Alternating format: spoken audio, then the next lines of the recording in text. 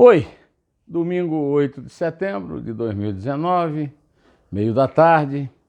eu quero aqui contrariar certas caras feias a respeito da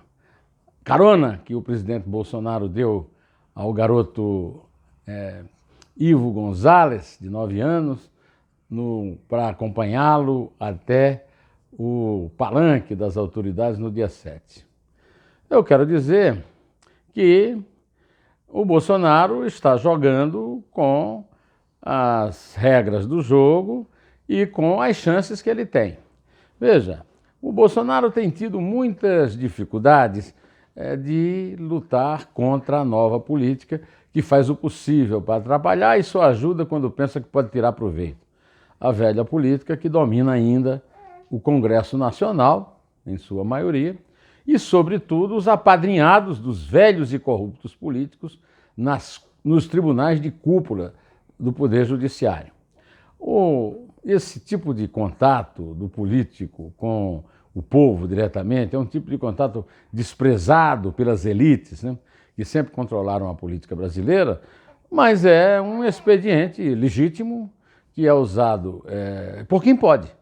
Por exemplo, o Bolsonaro pode pegar um menino no meio da multidão, levá-lo e colocá-lo no carro, junto com o filho Carlos, que nesse caso estava no lugar certo, não tinha problema, é diferente do caso da posse. E com isso ele mostra uma conexão direta com o cidadão. É claro que essa conexão direta com o cidadão é meio vista com desprezo até por aqueles que falam no poder representativo da democracia. A democracia representativa do Brasil é feita de uma forma distorcida. Quem representa o cidadão legitimamente é o titular do poder executivo, federal, estadual, municipal, que é eleito pelo voto direto. A Câmara dos Deputados, que tem o controle do poder legislativo, é eleita de forma indireta, por voto proporcional, quer dizer,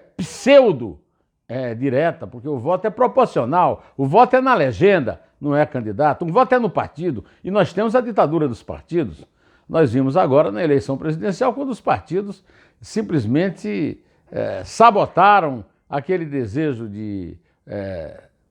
fazermos uma campanha tipo não reeleja ninguém, porque eles precisam ter o controle da situação para continuar mamando nas tetas do governo e conseguindo coisas como o absurdo de ter bilhões de reais para financiar as suas campanhas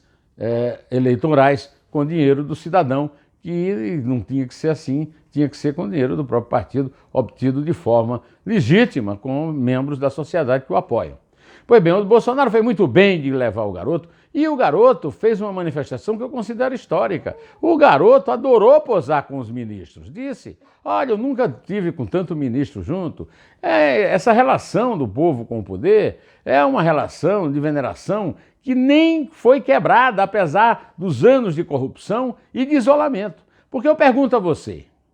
qual é o deputado, o senador que esteja aí na crista da onda, no comando da mesa, que tem coragem de entrar num voo de carreira? Os ministros do Supremo entram em voo de carreira, mas tiveram que armar uma proteção de um decreto infame do presidente do Supremo, Dias Toffoli, relatado pelo ministro Alexandre de Moraes, que praticamente amordaça o cidadão, impedindo-o de criticar um ministro em público. O Bolsonaro foi aos estádios, foi vaiado e foi aplaudido, ao contrário de muitos políticos que se dizem populares e que registram o anseio do povo e que nunca enfrentaram essa dificuldade. O desfile do dia 7 foi uma oportunidade que ele teve, legítima, não vejo nada de diferente ou de condenável nisso. O que eu vejo é o seguinte, o Bolsonaro continua mostrando popularidade suficiente para se arriscar a tentar uma reeleição em 2022, embora esteja muito longe. E ainda muita água para correr, muita coisa para fazer na economia, etc. Mas não há na esquerda nenhum líder que se apresente como legítimo. O Lula continua preso, os seus amiguinhos lá no Supremo são loucos para soltá-lo, mas ainda não tiveram nem coragem para isso. E o PT está numa draga de dar gosto. Aliás, hoje eu aconselho, por incrível que pareça, o artigo do Bernardo Melo Franco, no Globo, em que ele mostra a, a dificuldade que a esquerda tem de conviver. O Ciro Gomes, que é o líder de esquerda que chegou em terceiro lugar nas eleições, não comparece às solenidades em que o poste do Lula está, o Fernando Haddad, do PT. E vice-versa. Quando se encontram é com farpinhas. Aliás, um não se dá com o outro. Aliás, eu quero lembrar de um meu tempo de líder estudantil, de estudante, meu tempo de jovem e meu tempo de eleitor, né? Eu sempre convivi com a história que se dizia que a esquerda só se une na cadeia. Nessa oportunidade não dá nem para se unir na cadeia, porque os que estão presos são os ladrões, não são os líderes de esquerda, né? Estão presos os corruptos, como o Lula, condenado em 3 instâncias por 8-0 por crimes de corrupção e lavagem de dinheiro. O texto do Bernardo Melo Franco, apesar de estar há 3 anos e meio da eleição,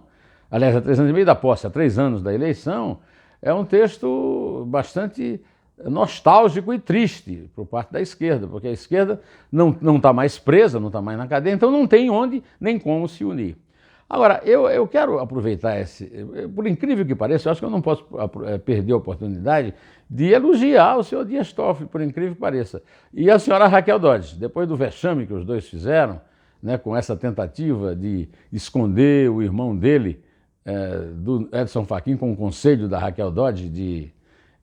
retirar da delação do Léo Pinheiro, da OAS, a citação do irmão do Dias Toffoli e do Rodrigo Maia,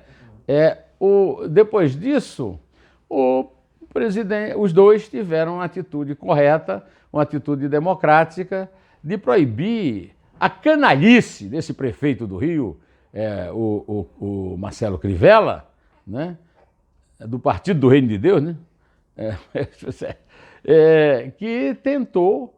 proibir a circulação na Bienal do Livro de livros que trazem, livros infantos juvenis que trazem referências homoafetivas ou coisas chamadas da ideologia de gênero. Eu não tenho nada com isso, eu não sou favorável nem contrário, eu sou favorável à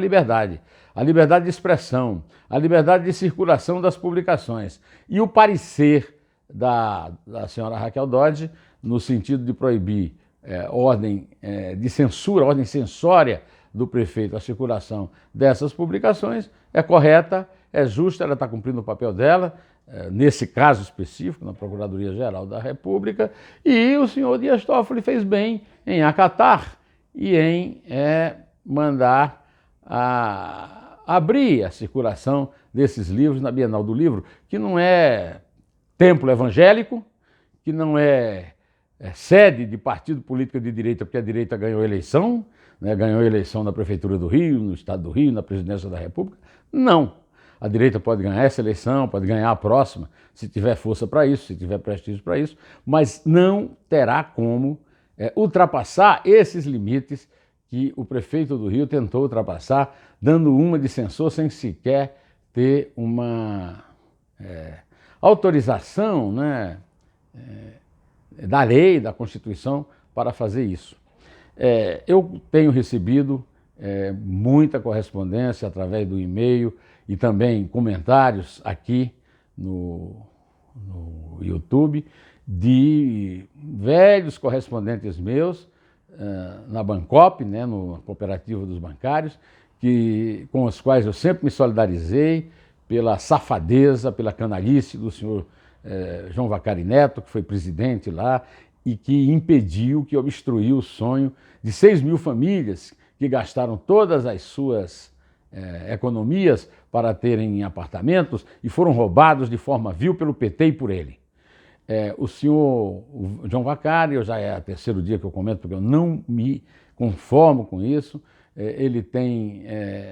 agora autorização para morar na casa de um tio, saiu atirando para todos os lados, esculachando o Sérgio Moro e falando mal dos entreguistas e tal, mas a verdade é que ele responde a mais 12 processos. Eu recebi informações pelo e-mail de uma pessoa que me segue, de que ele está sendo condenado em mais ações na justiça comum, mas está lá, solto com tornozeleiro, que é uma hipocrisia, porque não tem ninguém na Polícia Federal, eu acredito que não tem, controlando essa tornozeleira e se dando ao luxo de transformar as ordens que ele recebe do partido na palavra não só da Constituição, numa espécie de palavra de Deus. Não é a palavra de Deus, e eu lamento muito que as leis criadas por nosso parlamento sejam tão lenientes que um camarada que teve uma pena inicial de 45 anos e meio só tenha cumprido menos de 4 anos e meio, ou seja, 9% na cadeia de verdade, e tenha saído numa boa, com muito dinheiro nas contas, não precisou devolver, pagar multas e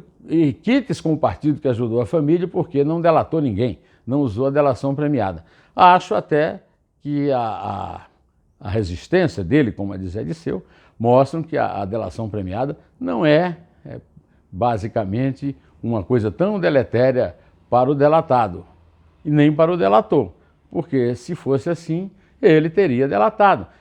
Se é válida a teoria de que o sujeito preso, condenado, vai delatar para ganhar prêmio, o João Vacari não estaria hoje solto sem ter necessidade de ter delatado. Pois ok, vamos curtir o resto desse domingo ensolarado, deste veranico aí que está surgindo antes da primavera, direto ao assunto, em té e só a verdade nos salvará.